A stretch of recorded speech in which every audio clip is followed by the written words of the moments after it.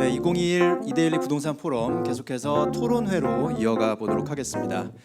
이번 토론회 좌장은 한만희 서울시립대 교수님께서 맡아주실 거고요. 토론자로는 김기용 국토교통부 주택정비과장님, 김예림 법무법인 정향 변호사님, 박철흥 LH 수도권 주택공급 특별본부장님, 송승현 도시화경제 대표님, 이태희 한국건설산업연구원 부연구위원님, 최선웅 전국재개발재건축연합회 정책위원님께서 참여해 주시겠습니다. 그럼 지금부터 한만희 교수님의 진행으로 토론회를 시작하도록 하겠습니다. 예, 여러분 반갑습니다. 오늘 토론회를 진행할 서울시립대학교의 한만희입니다. 오늘 이데일리가 주최하고 국토교통부 등이 후원하는 공공주도의 도시정비 방안 그리고 민간주도의 도시정비 방안에 대한 토론회에 참석해 주신 네 기빈 여러분 그리고 발표를 맡아주신 권순영 교수님 그리고 토론자 여러분께 감사드리고 환영의 말씀을 드립니다. 오늘 토론회는 최근 많은 관심이 대상이 되고 있는 이들 정비 사업에 대해서 차이점은 무엇이고 장단점이 무엇인지 짚어보고 이들 제도를 어떻게 합리적으로 운영할 것인지 그 방향을 한번 논의해보는 자리가 되겠습니다. 잘 아시다시피 정부에서는 공공주도로 도시정비를 추진하고자 이렇게 노력을 하고 있고요. 민간에서는 어느 정도 민간주도 개발을 갖다가 선호하는 그런 경향을 보이고 있다고 저는 생각하고 있습니다. 그런데 이들 두 제도 모두 열악한 도시 주거 환경을 정비하고 또 주택 공급을 활성화하는 면에서 굉장히 중요하다. 이것이 개인의 재산권과 직결되는 문제이기 때문에 이에 대해서는 면밀한 검토 그리고 세심한 접근이 필요한 그런 과제라고 하겠습니다. 그런 점에서 오늘 이 토론회가 매우 시적절하다 이렇게 얘기할 수 있고요. 오늘 이 토론회에서 제기되는 여러 가지 의견 그리고 그 개선 방안을 갖다가 취합을 해서 정책에도 반영하고 여러 국민들에게도 뭔가 더 길을 제시하는 그런 좋은 계기가 될 것을 한번 기대해 봅니다. 그럼 우선 이태희 부연구위원님께서 전반적인 상황에 대해서 한번 정리를 해주시기 바랍니다. 네, 안녕하세요. 소개받은 건설산업연구원의 이태희라고 합니다. 발표 잘 들었고요. 사실 정비 사업을 바라보는 다양한 시각이 있다는 것을 다시 한 번 더 느낄 수 있었습니다.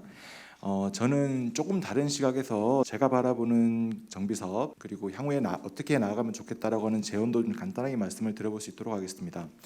사실 정비 사업은 여러 순기능이 분명히 있었습니다. 존재했으나 사실 과거의 복마전이라고 불리던 특히 난쟁이가 쏘아올린 자궁공 시절에 굉장히 불합리하고 부정의한 그런 시절을 거치고 또 용산의 아픔도 거치면서 사실 굉장히 많은 제도 보완이 이루어졌습니다. 지금은 그때와는 굉장히 판이 많이 다르고 시공사 역할도 굉장히 다르고 주체간 역학관계도 굉장히 다릅니다. 과거에 우리가 생각한 어떤 관념으로서 정비 사업을 좀 넘어서 현재에서 사실 어떻게 하면 좀 부족한 부분을 보완하고 개선해 나갈 수 있는가에 대해서 고민을 할 수 있는 시각이 있었으면 좋겠는데요. 사실 최근에 이사 대책 같은 경우는 제 생각인데 공공사이드 시각에서 순기능을 살리고 단점을 보완했던 정책이라고 생각을 하고 있습니다.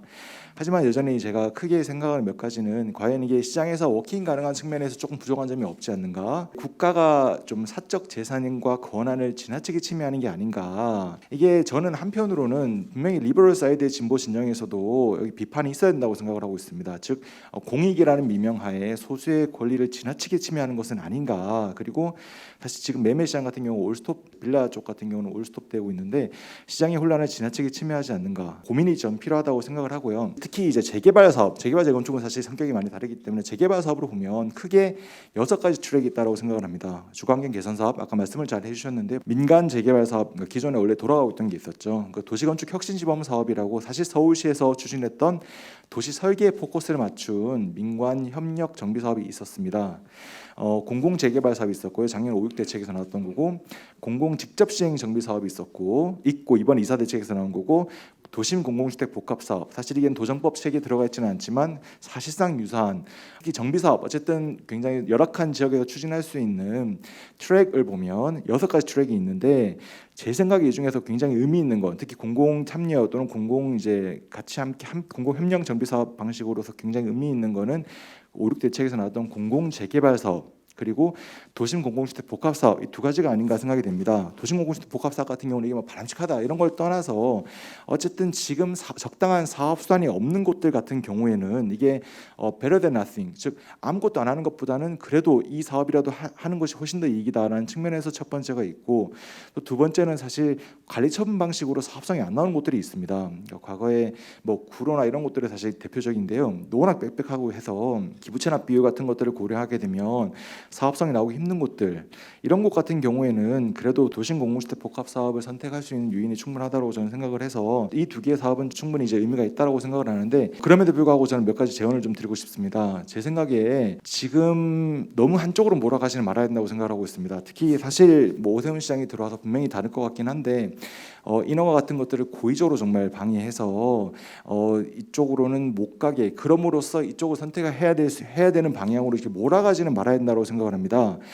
지역 상황에 따라서 지역에서 원하는 사업을 선택할 수 있도록 하는 것이 바람직하지 않는가.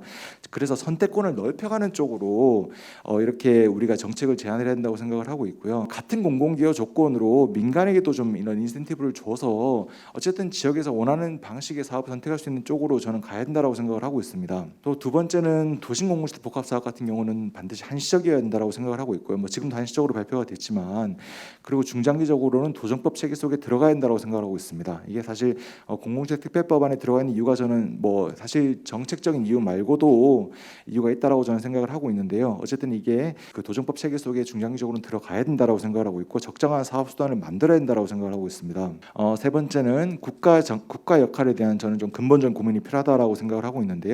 지금 사실 공공 직접 시행 정비 사업이나 도심 공공주택 복합 사업 같은 경우에는 알아서 잘 해줄 테니까 땅 내놓고 믿고 맡겨라, 다시 뭐 이렇게 요약하면 그런데 지역 주민 입장에서는 시공사를 선택하는 것 말고는 권한이 없습니다. 이렇게 뭐 기역자로 아파트를 만들고 싶어도 공공에서 그냥 니은자로 만들면 따라가야 되는 방법밖에 안 되는데요. 알아서 잘해줄 테니까 믿고 맡겨라는 건데, 그게 아니라 사실 시장에서 워킹 가능하려면 함께 해나가는 방향으로, 즉 공동 시행을 해나가는 방향으로 가는 것이 바람직하면서도 이게 정말 시장에 워킹 가능해서 주택을 많이 공급 많이 할 수 있는 방향이 아닌가라는 생각을 하고 있습니다. 그리고 네 번째로는 사실 좀 이념이 아닌 국민 다수의 살림살이를 개선하는 방향으로 정책 방향을 잡아야 된다고 생각을 하고 있습니다. 사실 저도 원오프댐인데 2030, 뭐 40 굉장히 어렵지 않습니까? 소수 정말 부동산 소유자를 제외하고는 정말로 어렵습니다. 저도 개인적으로 무주택자로서 전셋집을 지금 알아보고 있는 상태에서 너무너무 짜증날 때가 많은데요. 주택 시장을 존중하지 않는 정책은 저는 바람직한 정책이 아니라고 생각을 합니다. 결국 다수 시민에게 고통으로 다가올 수밖에 없는데요. 특히 임대차 시장이 지금 불안한 것은 이건 실수요를 반영하는 것이기 때문에 양질의 주택 공급이 얼마나 적은지를 나타내는 지표라고 생각을 합니다. 여기에 대한 인정부터 시작을 해서 저는 정책을 만들어 나가야 된다고 생각을 하고 있고요. 마지막으로 시장을 이기려고 하지 말고 활용해야 된다고 생각을 합니다. 사실 일각에서는 지금까지 정부는 시장이랑 복싱을 했다라고 말을 하더라고요. 그러니까 시장을 때려서 잡아서 이제 쓰러뜨리려고 했다. 근데 그게 아니라 시장이랑 유도를 해야 된다라고, 그러니까 시장의 힘을 활용을 해야 된다라고 말을 많이 하고 있는데요. 거기다가 지금 부동산 경기가 얼마나 화랑입니까? 이런 상황을 좀 활용을 해서 주거환경도 개선하고 주택도 공급하고 도시 경쟁도 높이고 이런 방향으로 좀 지혜롭게 정책을 입혀 나가야 된다고 생각을 하고 있습니다. 그러니까 시중에 지금 민간 자금이 얼마나 많습니까? 사실 이번에 SKIT 같은 경우 공모하는데 기간만 1,000조 원이 들어갔다고 하거든요. 그러니까 이 어마어마한 유동 그 풍부한 시장의 자금을 활용을 해서 생산적인 방식으로 좀 활용하는 쪽으로 정책을 펴 나가야 된다고 생각을 하는데, 또 사실 지난 서울시에서는 임대주택 같은 경우 정말 억지로 이렇게 밀어넣어서 심지어는 1대1 재건축에도 임대주택 안 넣으면 뭐 건축심의 통과 안 해주고, 이런 정말 어떻게 보면 재량권 남용이 있었는데, 정말 굳이 몇 채 임대주택을 받으려고 이렇게 싸우면서 사업을 진행시키지 말고 좀 뭐 차라리 현금 기부 체납을 좀 활성화시킨다고 해서 좀 유연하게 그리고 좀 지혜롭게 문제를 풀어나가서 여기서 나오는 것들을 가지고 좀 다른 데 활용을 할 수 있는 방식으로 정책을 펴나가야 되는 그런 지혜가 필요하다고 생각을 하고 있습니다. 이상 발표를 마치겠습니다. 좋은 의견 감사드리고요. LH의 박철원 본부장님께서 구체적인 앞으로의 방향 같은 걸 좀 잘 설명해 주시기 바랍니다. 안녕하십니까. 소개받은 LH 수도권 주택공급 특별본부장 박철흥입니다. 올 2월 4일에 새로운 주택공급 정책이 발표가 되었습니다. 소위 말하는 이사대책 공공주도 3080 플러스 정책입니다. 전국에 83만 호, 그중 공공택지 비주택 리모델링, 신축 매입을 제외한 과반이 넘는 47만 호가 공공정비 사업 물량입니다. 이전까지의 주택 정책이 택지개발지구에 의한 신규 주택 건설이 위주였으면 제 기억으로는 도시정비 사업 물량이 신규 건설보다 많은 이번 최초의 정부 정책이 아닌가 싶습니다. 집값 급등의 진원지가 서울이고 서울에서의 개발 가능 필지가 고갈되는 현실을 감안할 때 이건 매우 적절한 정책이라고 저는 생각을 합니다. 저희 LH에서도 이 정책의 중요성을 매우 잘 알고 있습니다. 올 초에 수도권 공공정비를 전담하는 3개처 91명의 큰 조직을 신설하였고 그 조직이 제가 지금 속해 있는 수도권 주택공급특별본부입니다. 공공정비에 대한 주민분들의 참여 열기도 상당히 높습니다. 저희가 이제 공공정비에서 공공재개발하고 공공 직접 시행이나 공공 주택 복합 사업 같은 경우에는 좀 사업 유형이 약간 다르긴 한데 공공재개발 같은 경우에는 후보지 공모에 70곳이 신청을 하였습니다. 그 중에서 현재 24곳이 후보지로 선정돼서 주민 동의 절차를 진행 중입니다. 또한 역세권 중공업 지역 등 도심 공공주택 복합 사업 경우에도 총 432곳의 제안이 접수돼서 우선적으로 34개 후보지가 결정된 상태입니다. 이와 같이 참여 열기가 높은 데는 몇 가지 이유가 있습니다. 첫째, 도시계획적 인센티브입니다. 그간 사업성 부족, 주민 갈등 등으로 사업이 진행되지 못했던 지역에 용적률 상향 등을 통해 사업성이 크게 향상되었기 때문입니다. 두 번째, 빠른 사업 진행입니다. 사업을 진행하는 데 필요한 각종 심의를 공공의 신뢰를 바탕으로 해서 대폭 간소화해서 사업 기간을 거의 절반 수준으로 감소시킬 수 있었습니다. 세 번째, 사업비 지원입니다. 비용 문제로 사업에 차질이 발생하지 않도록 사업비의 50%를 주택도시기금에서 1.8%의 저리 융자를 하고 있습니다. 이주비도 또한 저희가 보증금의 70%까지 그 지원을 하고 있고요. 네 번째는 공공성 확보입니다. 그러니까 재개발을 통해서 세입자분들이 지역을 떠나야 되는 문제를 저희가 보유하고 있는 공공임대주택에 임시 이주를 할 수 있도록 하고 또 사업이 완료되면 그 지역에 건설된 임대주택에 이분들이 다시 입주하실 수 있어서 둥지 내몰림 문제도 저희가 방지할 수가 있습니다. 또 지역분들만이 아니고 지역 주민분들도 같이 어우러지실 수 있는 생활 SOC 시설을 건립해서 주민들이 상호 교류하는 공간으로도 저희가 제공을 하게 됩니다. 여러 가지 좋은 순기능들이 있는데 일부에선 또 잘못된 정보로 인해서 우려를 나타내는 경우들도 많이 계십니다. 대표적인 게 공공이 주도하면 품질이 저하되는 거 아니냐에 대한 문제입니다. 저희가 아무리 사업을 공공이 주도한다지만 주택계획이나 뭐 이렇게 큰 의사결정 사항에 대해서는 저희가 마음대로 의사결정을 할 수 없습니다. 해당 주민분들하고 상호 협의하고 또 시공사도 주민분들이 원하는 민간 브랜드로 선정할 수 있어서 품질 저하 문제를 걱정을 크게 안 하셔도 될 수가 있습니다.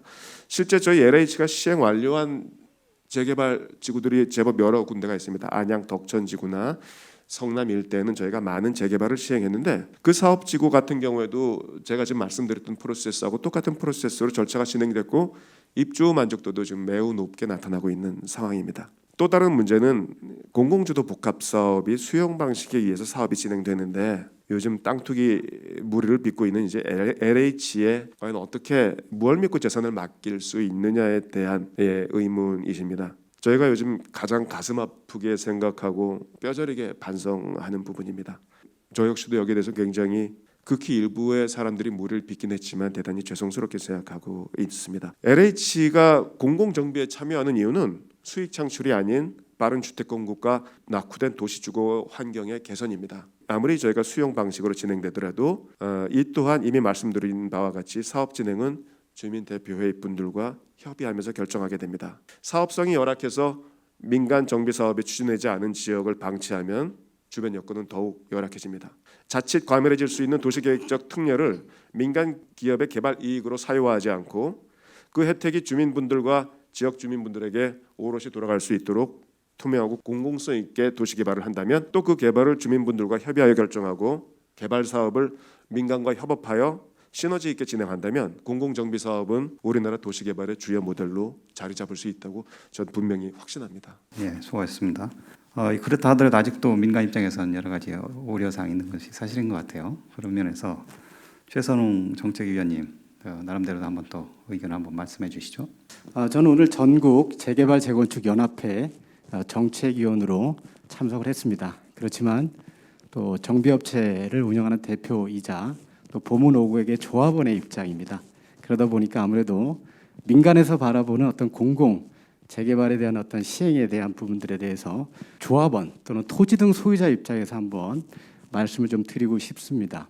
사실 정비 사업이라는 게 주거 환경 개선이라는 목적도 있습니다만은 사실 조합원들 입장에서는 그거보다 더 중요한 게 개발 이익을 최대로 늘리고 싶어하는 게 솔직한 심정입니다. 따라서 무조건 공익적인 측면과 이 사익적인 측면이 조화롭게 돼야만 이 사업은 성공할 수 있을 것 같습니다. 그런 의미에서 사실 뭐 정비 사업에 대해서 얘기하자면 많은 부분들이 있습니다만은 저는 공공이 직접 시행하는 방식을 어떻게 하면 활성화시킬 수 있을지 어떤 안을 좀 드려보고 싶은데요. 일단은 LH나 SG 공공에서는 민간이 했을 때보다 공공이 했을 때 이익이 더 나니까 이익을 배분해 주겠다고 하고 있습니다. 그럼 일단은 토지 등 소유자 입장에서는 민간이 했을 때와 공공이 했을 때 정확한 데이터 값을 넣어서 얼마의 수익이 창출되는지를 투명하고 공개적으로 보여줘야 됩니다. 그럼 이익이 남는 거를 그럼 흔히 얘기하는 통상적으로 반반 나눠 가지자. 좋습니다. 그럼 이익이 기존에 했을 때 비례율 100%인데 공공이 했을 때는 130%라 그러면 15%는 공공, 15%는 민간. 이런 식의 어떤 투명한 제한이 돼야 됩니다. 근데 여기에 함정이 있습니다. 사실 관리 처분을 수립하는 거는 가장 어떻게 보면 가처분 방식이죠. 확정되는 건 나중에 되는데 사실은 이 관리 처분을 보수적으로 수립할 수도 있고 공격적으로 수립할 수도 있습니다. 그건 뭐냐면 보수적으로 한다는 거는 분양가는 최대한 낮추고 지출은 많이 잡게 되면 비례율은 떨어집니다. 그렇지만 분양가를 우리가 공격적으로 잡고 지출을 최소화시키면 수익성은 상당히 커 보입니다. 근데 여기서 과연 LH나 공공에서 분양가를 시장 가능한 분양가를 잡을 거냐, 그리고 지출 부분을 얼마나 적정하게 잡을 거냐, 이게 문제인 거죠. 조합원들 입장에서 봤을 때는 사업성이 좋다 나쁘다를 볼 때 그 데이터를 갖다 신뢰할 수 있는 데이터가 나와야 되는데 이제 그게 가장 큰 문제점입니다. 그렇다면 중요한 거는 조합원들의 종전 자산이나 종호 자산, 새로 들어갈 아파트나 집값은 사실은 비례율에 영향을 미치지 않습니다. 남의 호주문에서 들어오는 일반 분양 수입, 그리고 남한테 줄 지출해야 될 공사비라든가 비용이 제일 중요한 부분이거든요. 그 결론은 나의 부담금과 연계가 되기 때문에 분양가를 예측을 했을 때 LH나 공공에서는 최대한 낮춰잡으려고 할 거고 주민들은 가장 올리려고 할 겁니다. 비용 부분도 마찬가지입니다. 가장 조합원들이 부담스러워하는 거는 나중에 추가 부담금 나올까 봐 이런 걱정을 하거든요. 그래서 일종의 현물 선납 방식, 즉 확정 지분제 방식으로 하겠다고 하는데 처음에 확정 지분제를 할 때 거기에 따른 분양가나 지출은 어떻게 예측을 할 거냐라는 부분이죠. 조합원들도 신뢰할 수 있는 그런 분양 수입과 지출을 잡아주고 거기에 따른 이익을 어떻게 나눌지를 정확하게 약정을 해서 동의를 할 겁니다. 그리고 한 가지 더 교수님께서 말씀하신 것처럼 결론은 이 정비 사업은 부동산 시장에 딸려 있습니다. 시장이 만약 계속 그대로 유지되거나 올라간다고 하면 사업은 잘 유지가 되겠지만 만약에 급락한다고 하면 거기에 대한 리스크를 누가 분담할 거냐라는 부분이죠. 과거에 강동이나 강남이나 했던 과거에 그 재건축 확정지분제 방식 거기에 따른 변동지분제도 있죠. 그러면 확정지분제로 해준다 그러면 처음에 확정을 하고 나서 리스크가 추가 부담이 생기는 건 공공이 부담을 해줘야 될 것이고 근데 만약에 실제 분양을 했는데 분양가가 올라갔어요. 수입이 더 많이 발생했습니다. 거기에 대한 이익은 어떻게 나눠 가질 거냐라는 부분도 사실은 고민을 해봐야 될 부분 같아요. 우리가 처음에 현물 선납 약정을 하고 나서 나중에 사후 정산을 해서 이익이 나거나 난 부분에 대해서는 일부를 돌려준다고 했을 때는 주민들은 당연히 땡큐 하겠죠. 이제 그런 부분들에 대해서 명확한 어떤 기준, 보상 그런 부분들이 확정이 돼야만 공공 직접 시행 방식은 결론 주민들이 동의를 빨리 이끌어낼 수 있지 않을까 이런 생각이 듭니다. 예, 수고하셨습니다. 예, 좋은 말씀 감사드리고요. 김예림 변호사님이 요즘 그 재건축 재개발 관련 전문 변호사로 열심히 활동하고 계신데 한번 전문적인 의견을 한번 좀 주시도록 하시죠. 네, 김예린 변호사입니다. 저는 이제 재개발 재건축 관련해서 법률 실무를 하면서 좀 혼란을 겪고 있는 점 몇 가지를 좀 말씀을 드릴까 합니다. 첫 번째로 이제 공공 재개발이나 이제 공공에서 직접 시행하는 정비 사업 같은 경우에는 동의율 요건을 낮추는 걸 좀 핵심으로 하고 있는 것 같습니다. 그래서 기존 민간 재개발 재건축 같은 경우에는 토지 등 소유자 75% 동의 요건을 갖춰야만 이제 조합 설립, 사업 시작이 가능했기 때문에 사실상 소유 그 거주 형태나 소득 수준이 비슷한 재건축 사업 같은 경우에는 그나마도 사업 시작이 조금 쉬웠는데 재개발 같은 경우에는 너무나 다양한 이해관계가 있다 보니까 사실상 이제 동의 요건을 충족하기가 굉장히 어려워서 2단계에서 사업이 많이 지연이 된다거나 또는 이제 아예 중단이 되어 버리는 사례들도 굉장히 많았습니다. 그래서 이제 공공 재개발이나 공공에서 직접 시행하는 정비 사업 같은 경우에는 이 요건을 좀 낮춰서 3분의 2 이상 동의만 받으면 사업이 시작할 수 있게끔 이제 사업의 시작을 좀 용이하게 만드는 그런 내용이 포함이 되어 있는데요. 달리 말하면 그만큼 이제 반대하는 세력의 비중도 높아질 수 있다는 걸 또 의미할 수 있을 것 같습니다. 그래서 실제로 이제 재개발 재건축 사업지에 가보면 이 반대하는 세력들이 이제 소위 비대위라고 해서 이제 구성을 해서 인가가 날 때마다 소송을 한다거나 민원을 지속적으로 제기한다거나 이런 부분들로 이제 사업이 지연되는 경우가 꽤 많이 있습니다. 그래서 행정청 입장에서도 이제 인가를 낼 때 이런 부분들을 고려를 하지 않을 수가 없기 때문에 이 반대 세력이 너무 강성하게 되면 사실상 사업이 좀 지연되는 사례들도 많고 이제 인가를 내줄 때도 이런 민원이나 소송이 해결될 때까지 기다리는 사례들도 굉장히 많은데요. 그래서 이제 재개발 재건축에 있는 이제 물건을 매수하실 때도 이런 반대 세력이 얼마나 강성한지 여부를 좀 체크를 해보시라고 이제 조언을 좀 드리고 있습니다. 동의율을 낮추는 거는 어쨌든 이렇게 사업 시작에는 좀 유리할 수는 있어도 사업 진행에서는 조금 불리할 수도 있을 것 같은 생각이 들고 또 이제 소유자의 재산권 침해 면에서도 좀 불리한 면이 있을 것 같습니다. 사실 75% 동의율을 충족하도록 한 것은 이 정도는 이제 동의를 해야 이 정비사업 구역 내에 대부분의 토지 등 소유자가 사업을 원한다라고 볼 수 있는 최소 기준이라고 볼 수가 있을 텐데 사실 이제 이 사업이 시작이 되면 이 구역 내에 무슨 주택이나 이런 것들을 가지신 분들은 재산권에 굉장히 큰 영향을 받으실 수밖에 없거든요. 그리고 실제 이제 사업에 동의를 하지 않게 되면 현금 청산을 받게 되시는데 그 경우에 사실은 이제 사업인정 고시를 기준으로 한 개발이익이 배제된 금액을 이제 받고 이주를 하게 되시는 부분이 있어서 사실상 굉장히 재산권의 침해가 클 수밖에 없습니다. 사실상 이제 현금 청산을 받게 되면 지금처럼 이제 주택 가격이 많이 상승하는 때는 페널티로 볼 수밖에 없는 거죠. 그래서 동의율 요건을 낮추게 되면 어쨌든 사업 시작은 좀 빠르게 할 수 있겠지만 이런 토지 등 소유자의 재산권 침해 문제라던가 반대 세력의 좀 비중이 높아져서 사업 진행에 좀 오히려 이 부분에선 좀 지연이 될 수 있지 않을까라는 생각이 좀 들었고요. 그리고 두 번째로 이제 현금 청산 2월 4일 이후로 사시는 분들 현금 청산되는 문제인데 제가 이제 가장 많이 받았던 질문이 2월 4일 이후에 빌라를 매수하면 현금 청산이 되나요? 이 질문을 굉장히 많이 하셨어요. 이사 대책 이후에. 보통 이제 매수자 입장에서는 오래된 빌라를 비싼 값에 사시는 이유가 그 빌라 자체를 매매하는 게 아니라 나중에 이제 조합원 입주권을 받으셔가지고 새 아파트에 입주하기 위해서거든요. 그런데 이런 이제 분양 자격 자체가 좀 혼란스러우신 거죠.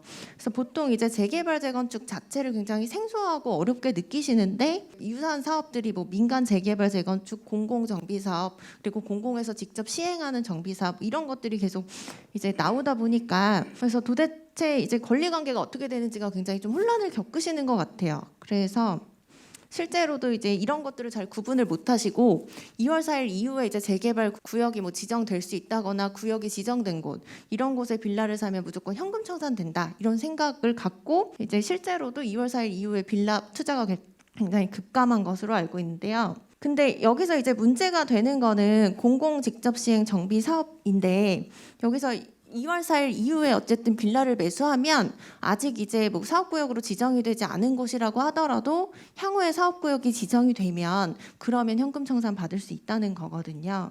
근데 기존에 이제 재개발 재건축 같은 경우에는 뭐 권리 산정 기준일이라는 걸 정해서 그 이후에 뭐 지분 쪼개기 같은 것들을 좀 금한다거나 투기과열지구 내에서 전매가 좀 불가능한 기간을 둔다거나 뭐 이런 식으로 이제 투기 수요를 좀 차단을 했는데, 근데 이 2월 4일이라는 기준을 통해서 아직 정비구역으로 지정되지도 않았는데 향후에 지정되면 현금 청산된다. 이게 굉장히 좀 예측이 좀 불가능한 기준이거든요.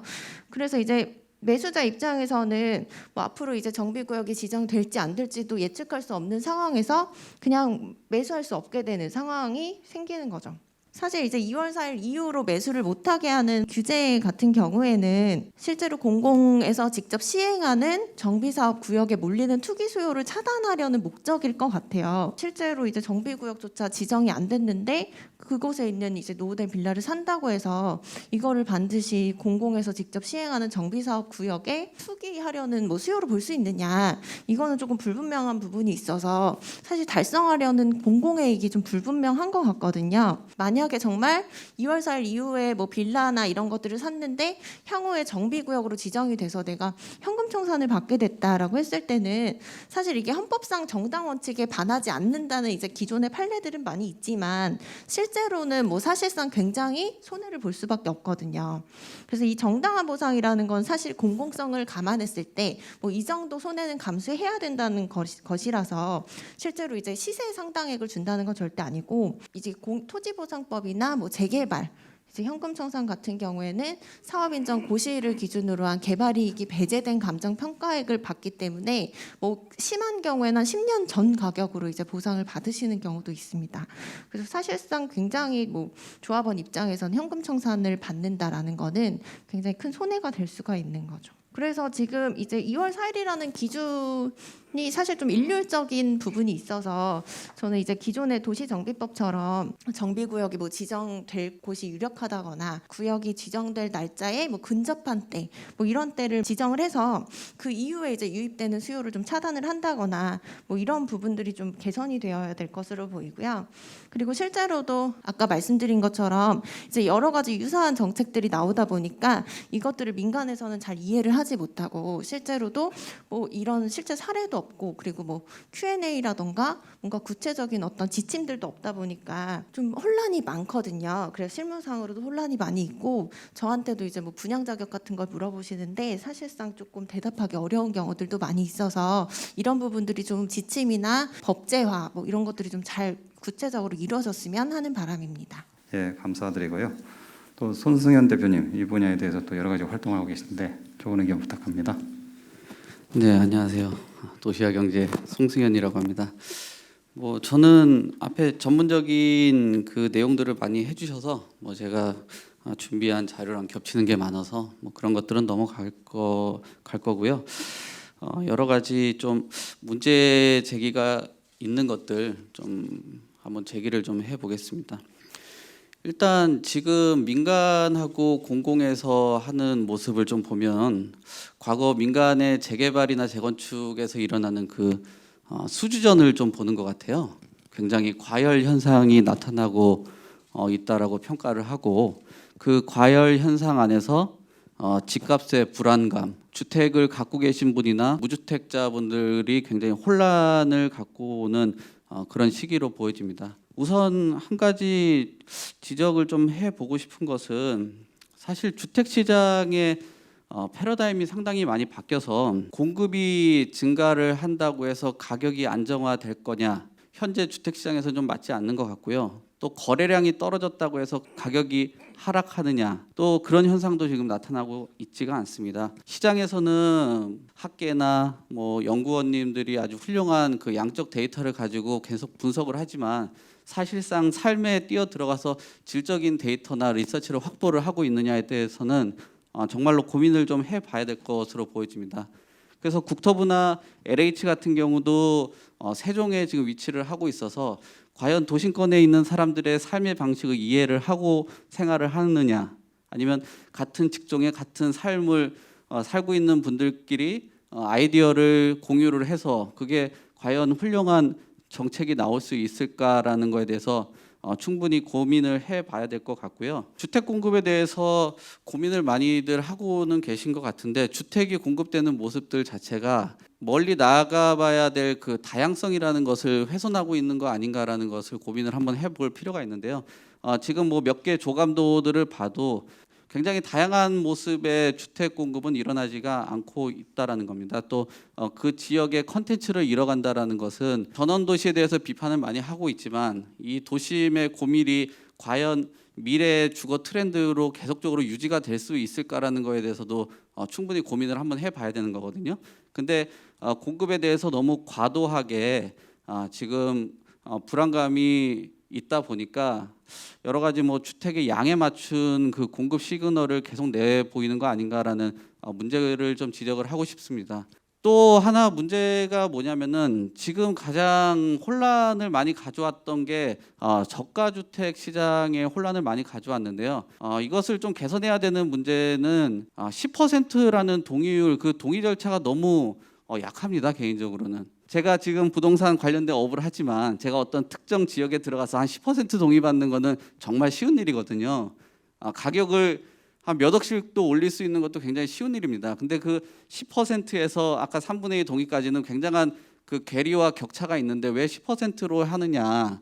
이것을 적정한 동의율을 좀 높여야지 주택 시장의 불안정, 빌라나 저가 주택 시장의 불안정들이 일어나지 않을 것으로 보여집니다. 그래서 몇 개월 동안 저가 주택 시장의 불안정이 굉장히 많이 가져왔고요. 그런 불안정 안에서도 저소득층들이 뭐 주거에 대한 불안정들이 계속적으로 이어졌고 불안감 속에서 어떤 주거 이동에 대해서도 고민이 굉장히 많아서 앞으로 이런 것들이 동의율을 더 끌어올릴 수 있을까라는 고민을 한번 해볼 필요가 있습니다. 이런 불안감들이 시장에서 증가되면 증가될수록 주택에 대한 공급들 또 재건축 그 공공이나 민간에서 하는 사업에 대한 불확실성들이 늘어나면 늘어날수록 매매량은 줄어들고 증여가 늘어나면서 불안감들을 해소할 겁니다. 사실 주거 이동이 굉장히 부자연스러울 것으로 보여지고요. 지금 저희가 공공에 대해서는 계속적으로 공공에 주도하는 공급에 대해서도 사실 중요도를 높이고 있는 상황이기 때문에 공공에 대한 역할도 강조를 한번 해볼 필요가 있을 것 같습니다. 사실 지금 주택시장의 매매 가격과 임대시장의 가격들이 불안 요인을 보이는 게 정확한 임대 가격이나 매매 가격들이 거래량이 받쳐주지 못하다 보니까 불안정한 거래가 굉장하게 많이 일어나고 있습니다. 그래도 일정 부분 공공에서 주택 공급을 하고 임대와 분양 전환이나 공공에서 주택 공급을 한다라면은 지역별로 충분한 앵커 역할을 할 수 있을 거로 보여집니다. 그게 기준점을 마련을 해서 매매 가격이나 임대 가격의 불안 요인들을 일정하게 소비자들이나 수요자들은 판단을 할 수 있는 역할을 하기 때문에 충분히 필요하고 논의가 돼야 된다라고 볼 수가 있겠습니다. 뭐 저가 시장의 주택들을 개발하는 거에 대해서 고민도 하겠지만 지금은 민간에서 나오는 그 정비 사업에 대해서도 고민을 한번 해봐야 될 것 같은데요. 최근 여러 가지 규제 완화 때문에 특정 뭐 단지들은 굉장히 뭐랄까요 호가가 급등하는 현상들이 나타나고 있는데요.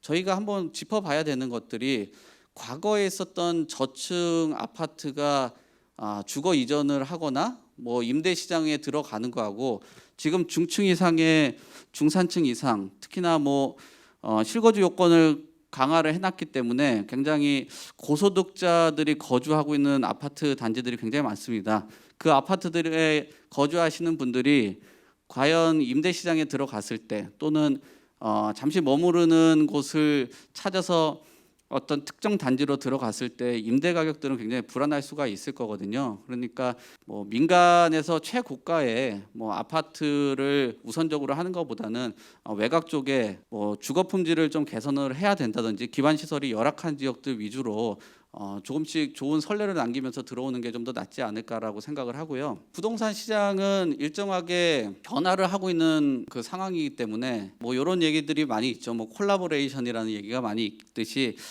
충분히 공공하고 민간에서도 콜라보레이션을 이룬다면은 충분히 괜찮은 주택이 나올 거라고 보여집니다. 아까 설명하신 뭐 덕천 메가트리아나 위례자이 성남 금강 이편한 세상 같은 경우도 상당 부분 좋은 품질을 가져온 뭐 공공이 주도한 사업으로 좋은 선례를 남겼기 때문에 그 지역에 있는 분들 같은 경우는 충분히 공공도 고려를 해볼 수 있지 않을까라고 생각을 합니다.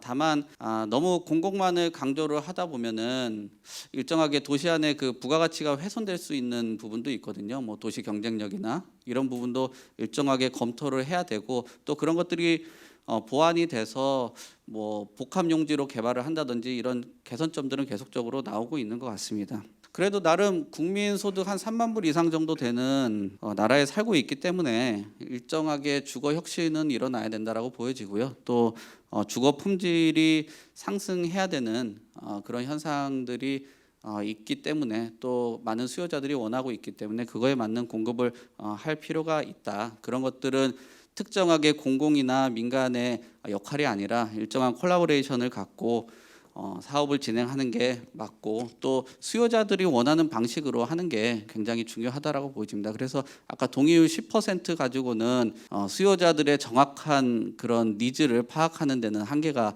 있고, 특정 몇몇 분들의 원하는 그 방식으로만 주도가 될 수 있기 때문에 그 동의율, 공모하는 그 동의율은 일정하게 좀 올려야 될 필요가 있다라고 보여집니다. 그리고 민간에서도 공공성이나 경관을 훼손하지 않는다면 특정 뭐 공공만이 갖는 인센티브를 일정하게 좀 준다라면은 민간과 공공에서도 적정하게 또 갈등이나 분열이 일어나지 않는 상황에서 공급이 일어날 수 있다라고 보여집니다. 그래서 많은 분들이 이야기를 하는 것이나 뭐 저의 개인적인 그런 생각들을 담아가지고 발표를 해주셨고요.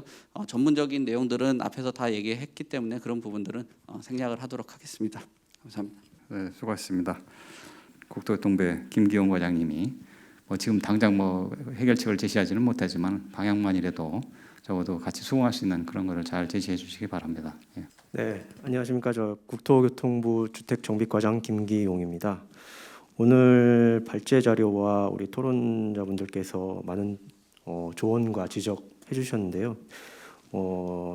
대부분의 경우 저희 역시 지금 2월 4일 날 대책 발표 이후 고민하고 있는 부분들 대부분을 말씀해 주셨습니다. 그래서 제가 최대한 그 가지가지 수에 대해서 세세한 답변은 못 드리겠지만 한번 종합적으로 답변이 될 수 있도록 좀 말씀을 드려보겠습니다. 저희가 지금 이 도심의 정비 사업을 통해 가지고 공공정비 통해 가지고 주택을 공급하겠다는 가장 큰 목표는 직주 근접이 가능한 도심에 저렴하고 그렇지만 양질의 주택을 충분히 공급하겠다는 목표 하에 사업을 시작하게 됐습니다. 근데 이 사업을 위해서 견지해야 할 세 가지 원칙이 있다고 봅니다. 그러니까 첫 번째가 충분한 주택 공급을 위해서는 이 도심지에 그렇지만 충분한 규제 완화도 필요하다고 생각을 했습니다. 그래서 용적률 인센티브라든가 그다음에 용도 지역 상향이라든가 재건축 같은 경우에는 재건축 부담금을 면제해 준다거나 이런 식의 충분한 인센티브를 부여함으로써 고밀 개발을 허용하고 그에 따른 충분한 공급이 가능하도록 그런 설계를 했습니다. 그렇지만 이 고밀 개발을 허용함에 따른 부작용도 만만치 않습니다. 주변 집값을 자극할 수 있고요. 이런 고밀 개발의 이익을 통해서 투기 세력들이 또 유입될 수가 있습니다. 저희가 마련한 거는 그 투기 장치에 대해서 좀 마련을 했고요. 대책 발표일 이후 계약한 거에 대해서는 우선 공급권을 부여하지 않고 현금 청산을 줌으로써 그런 매수세를 좀 줄여보는 그런 효과를 좀 기대하고 있습니다. 그게 투기 방지 대책이 있어야 된다는 게 두 번째 원칙이고, 세 번째 원칙은 해당 사업의 토지 주분들한테 너무 과도한 개발 이익이 돌아가서는 안 된다는 생각입니다. 그래서 저희가 생각해낸 것이 이제 토지주분들의 토지를 현물 선납을 받고 그 외에 동의하시지 않는 분들에 대해서는 수용을 통해서 그 사업지를 공공택지화하고 그 공공택지화함으로써 LH가 시행하는 공공분양이라든가 공공임대 사업을 통해서 개발 이익을 환수하겠다는 생각으로 지금 세 가지 원칙을 통해 가지고 이렇게 도심 정비 사업을 추진을 하고 있습니다. 이 세 가지 원칙과 더불어서 한 두 가지 정도 이제 좀 말씀을 드리고 싶은 게 있는데요.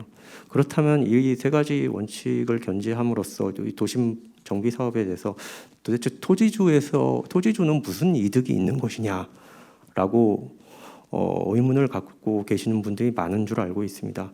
그래서 저희가 토지주 이익을 적절히 보장을 해야지만 이 사업에 대해서 주민 동의를 기반으로 하는 이 사업에 대해서 이 사업이 활성화될 수 있기 때문에 그 토지주에 대한 이익 부분도 굉장히 많은 신경을 썼고요. 기본적으로 토지주의 이익은 기본적으로 아까 말씀드렸던 규제 완화 부분에 있습니다.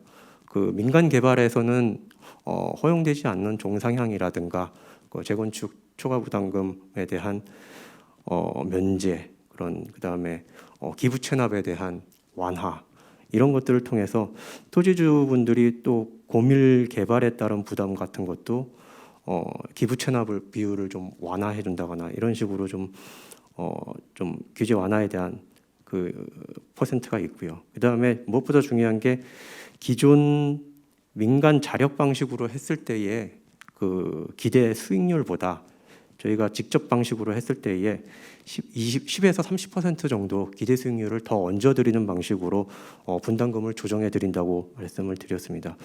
앞서 지적해 주셨습니다. 그 10에서 30%를 어떻게 공유를 할 것인가에 대한 문제, 물론 맞습니다. 이 시세라든가 이런 것들 적절히 어떻게 이게 내고가 될 수 있는 수준으로 어떻게 도민 동의를 이끌어낼 것이냐라는 게 굉장히 중요한 핵심이 될 수 있고요. 그래서 공공의 역할이 거기서 좀 더 빛을 발하지 않겠는가라는 생각을 하고 있습니다. 공공 LH나 SH 쪽에서 그리고 저희 국토부도 같이 참여를 해서 신뢰할 수 있는 데이터를 기반으로 공식력 있는 통계들 기반으로 시세 자료라든가 이런 것들을 좀 제시를 해나가면서 그 수익률 부분에 대해서는 좀 공공의 책임성을 가지고 투명하게 이제 주민들과 접촉을 하고 이해와 설득을 할 계획이고요. 그다음에 그 10에서 30% 포인트 정도의 시세 차익을 얻어주는 직접적인 수익도 있겠지만 저희가 굉장한 절차 간소화도 추진을 하게 됩니다. 통합심의라든가 특권 소위를 통해서 여러 가지 교통 영향 평가나 환경 영향 평가 이런 것들을 건축 심의와 같이 통합적으로 진행을 하기 때문에 시간적으로 굉장히 세이브가 됩니다. 그 시간이라는 게 다 돈이기 때문에 그 부분에서 나오는 수익도 그 만만치 않을 거라고 생각을 하고요. 그다음에 민간이 시행자가 됨으로써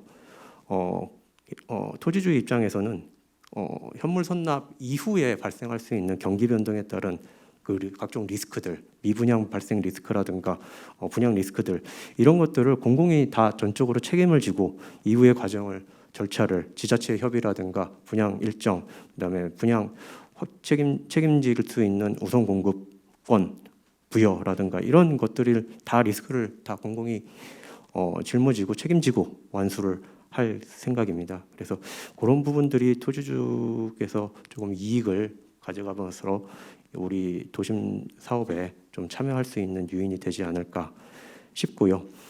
그렇다면은 공공이 시행자로서 도대체 어떤 역할을 하는 것이냐, 어떤 역할과 책임을 갖고 있는 것이냐에 대해서 또 세부적으로 좀 궁금해하실 수 있을 것 같은데요. 일단은 공공이 개발 이익을 환수를 하고 그에 따른 그 적절하게 공공 기여를 하게 될 겁니다. 그러니까 예를 들어서 민간 자력으로 개발했을 때에 개발 이익이 100만큼의 수익이 발생하게 된다면 직접 시행으로 인해서는 약 한 예를 들어서 200의 수익이 간다. 수익이 더 얻어질 수가 있을 겁니다. 그러면 추가적인 100의 이익을 어떻게 LH나 SH한테 이제 귀속이 되는 거고요. 그 추가적인 100의 이익을 어떻게 나눌 것이냐에 대해서 일단 가장 최우선적으로 남는 이익은 아까 말씀드렸다시피 10에서 30% 정도 토지주에게 추가 이익을 드리는 데 쓰이게 될 겁니다. 그리고 나머지 돈이 남는 경우에 영세 상인에 대한 공공임대 상가를 부여한다거나 제공한다거나 공공임대주택을 짓는다거나 그리고 그런 공공임대 상가를 짓는다거나 그런 사회적으로 좀 약자가 될 수 있는 부분들에 대한 공공성을 보완할 거고요. 그리고 그래 뭐 공공 뭐 생활 SOC 같은 것도 주변 지역에 좀 부여를 함으로써 그런 식으로 공공에 가져가는 개발 이익은 공공의 목적을 위해서 사용을 하게 될 겁니다. 그래서 지금 또 하나 말씀을 드릴 게 이런 식으로 좀 절차가 진행이 되고 저희가 좀 주안점을 두고 진행을 하고 있고요.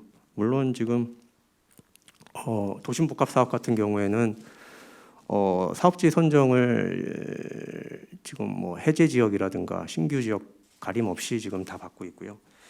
그렇지만 그냥 다 받는 것이 아니라 입지 요건이라든가 그러니까 노후도라든가 도로 접도율이라든가 호수 밀도 이런 것들을 다 감안을 해서 지금 입지 요건들을 감안을 하고 있고 그다음에 사업성 역시 보고 있습니다.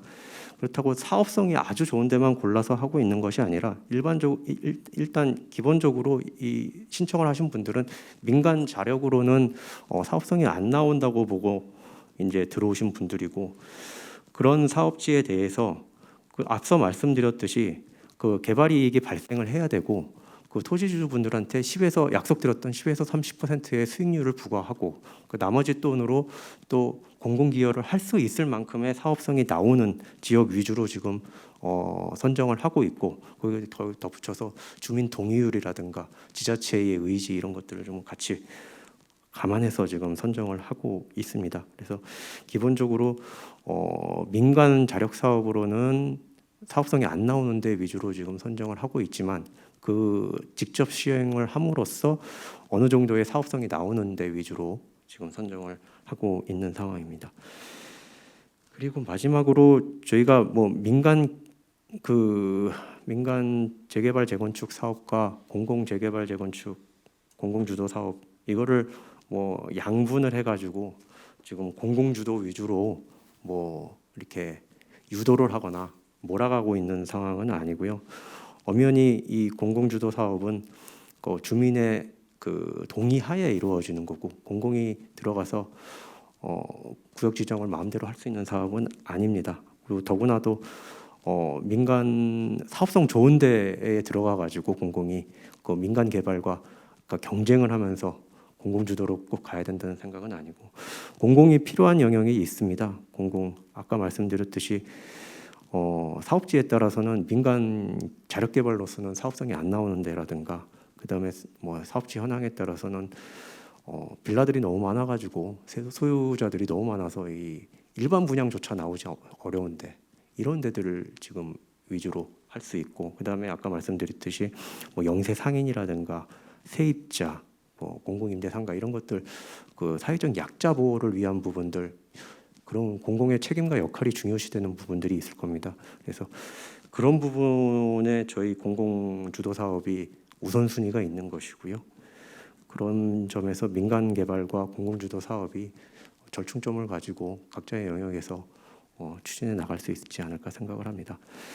오늘 많은 말씀 주셨듯이 아직까지 대책 발표 이후 관련 법 개정도 아직 채 이루어지지 않은 상황입니다. 법 개정 발의만 되어 있고 아직 국회 심의가 이제 진행이 될 거고요. 그다음에 그에 따라서 이제 하위 법령이라든가 국토부 고시 뭐 이런 것들이 이제 하나하나 정리가 될 겁니다. 그러면 오늘 말씀 주셨던 사항들의 대부분이 이제 정리가 되면서 이제 홍보도 드리고 이제 정리를 해서 이제 말씀을 좀 드리고 이해를 좀 더 구하도록 하겠습니다. 네. 여기서 마치도록 하겠습니다. 제가 이제 이 분야에 대해서 오랫동안 고민했던 입장에서 보면은 공공과 민간의 서로 조화롭게 역할 분담해서 해가는 것이 가장 좋은데 거기 플러스해서 좀 두 가지만 좀 부탁을 드리고 싶어요. 민간도 그렇고 공공도 그렇고요.